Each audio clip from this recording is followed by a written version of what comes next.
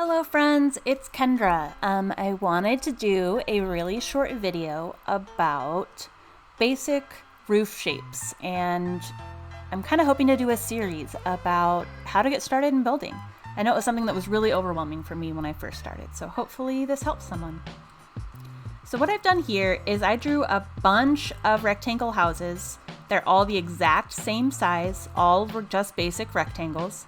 And I just put different roofs on them. So if we kind of zoom out, you can see, they all look completely different. So all these houses are the same color, they have the same roof, they have the same foundation, everything like that, but they look totally different. And that is all because of the roof. Roofing in The Sims 4 is super hard, but once you get used to it, it's a really awesome tool to totally change the way that your build can look.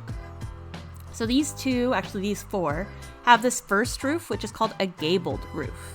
And all that means, it's kind of like, when you were a kid and you drew a house and it had this kind of triangle shape on top. That is a gabled roof. So as a general rule, especially when you're first starting, put the direction of the line on top of your roof kind of going along the longest part of your house. So that's what we did here on these two ones on the right. Okay, so here we have the long part of the roof going along with the long part of the room. This one and this one.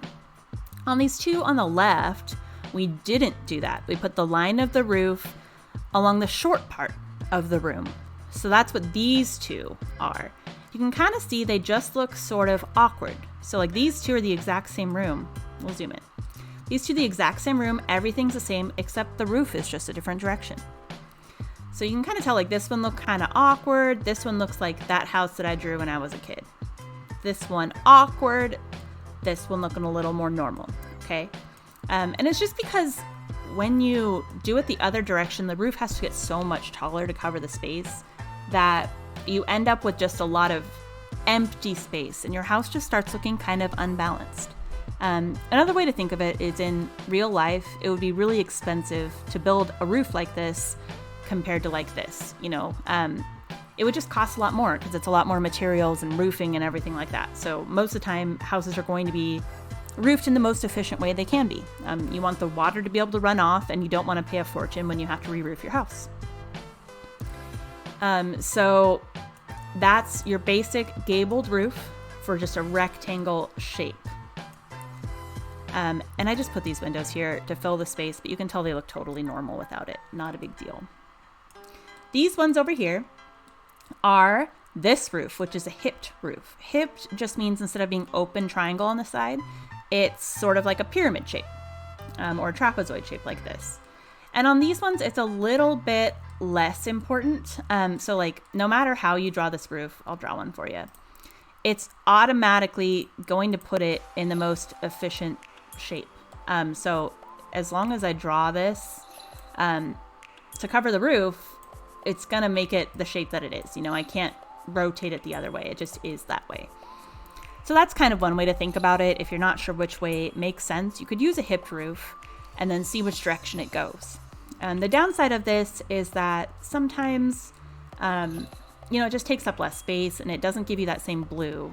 This one has the roof the whole way, whereas this one had the little siding that goes all the way up. But it's totally up to you, and there's lots of different ways to do your roofs. And it's one of those things, I swear, that as you get more used to it, it's going to get easier. The last basic roof shapes I don't actually have examples of here. I'm just going to show you on the fly. We're going to get rid of these two because I wouldn't recommend doing them. So the other ones that we have are all these halves. So we have a half gabled roof, which you'll see here is just literally the shape of half of a gabled roof. Like that. So if you cut it in half, that's what it's shaped like. These are going to be more, they're going to make stuff like modern more interesting, and they're also really good for things like porches or stuff like that, where you don't want the other side of it to poke through.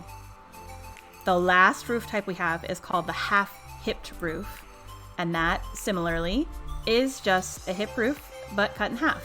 So instead of being kind of that trapezoid shape on both sides, we have this, triangle, like a, gabled roof on one side. And then we have the other side that's shaped kind of like a pyramid. So this could be a good option. I use them a lot kind of when I'm combining roof types. I probably wouldn't make just like a rectangle and give it this roof. It looks sort of like, it kind of looks like a train or like it's speeding through life. But those are your basic roof types and how I would suggest using them.